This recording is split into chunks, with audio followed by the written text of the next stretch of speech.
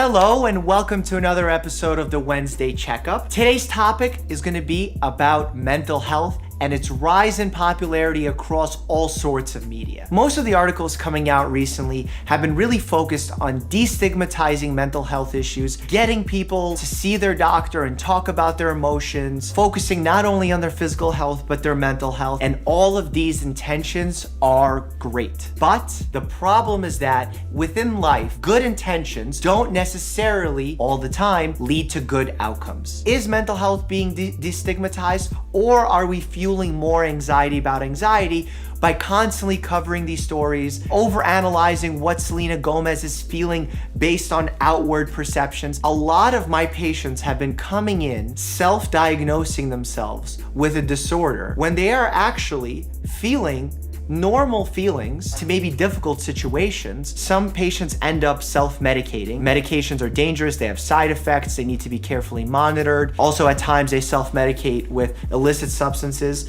like illegal drugs or alcohol. And I have to spend a lot of time trying to convince my patients that their anxiety that they feel in a given situation is totally appropriate and they don't have a disorder. In the field of mental health, professionals like myself, family medicine doctors, psychologists, psychiatrists, we understand the complexity of making a mental health diagnosis. There's a lot of overlap that happens. We have to rule out medical conditions to make sure that there's nothing wrong with their thyroid, for example. We have to rule out substance use disorder, that they're just not feeling anxious or nervous because of cocaine or alcohol or marijuana. That process takes multiple visits. It takes a line of questioning by a professional who's trained in this type of questioning. But what I've seen lately in the media is people talking about mental health irresponsibly. Even a series very popular on YouTube right now by Shane Dawson. I don't like speculating about his intentions. I like to assume that he had positive intentions to make a healthy conversation around mental health and get people interested about it. Instead of getting help for someone, instead of explaining this complex process of what it takes to go see a therapist, to go see a doctor, and the stages of how a doctor makes a diagnosis, they created a very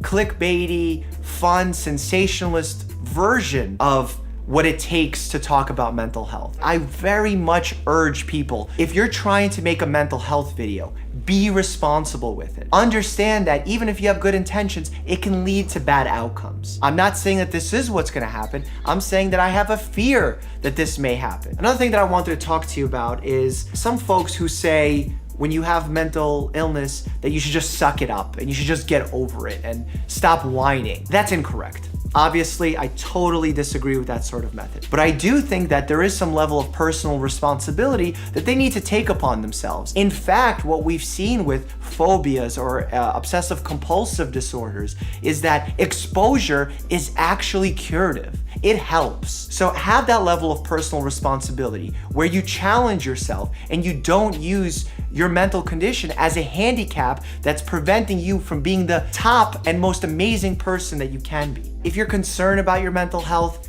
go have a conversation with a professional. Whether that means a primary care doctor or a mental health specialist, that conversation has to start somewhere. And remember, our job is not to make you permanently happy or to remove all feelings of sadness and nervousness. In fact, you should feel sad at times. It's appropriate to be nervous at times. And again, on the same side, it's not appropriate to always be happy. In fact, the way that the mind works, it's a compare and contrast mechanism. You only know when something's hot when you can compare it to something that's cold. It's about having a good baseline, about coming back to that baseline and feeling balanced. This by no means is a comprehensive mental health video, but I've seen such an uptick on the news in covering this, some of it done irresponsibly, and we need to understand that nuance is important. Minute details can be incredibly important, and if we're honest about it and we have trained experts talking about these conditions, then we can have an honest conversation when we're actually doing some good. And most importantly,